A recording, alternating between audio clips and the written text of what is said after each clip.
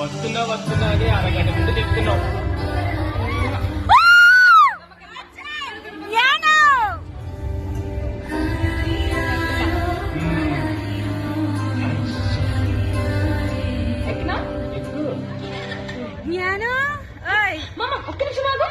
మళ్ళీ ఏమైంది?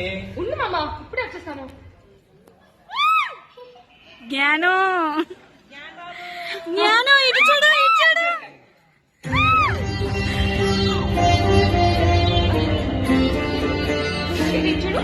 మనం పెళ్లికి వెళ్తున్నట్లేదు, పెళ్లి చూపులకి వెళ్తున్నట్టుంది. మా అమ్మ కూడా చిన్నప్పుడు ఇలాగే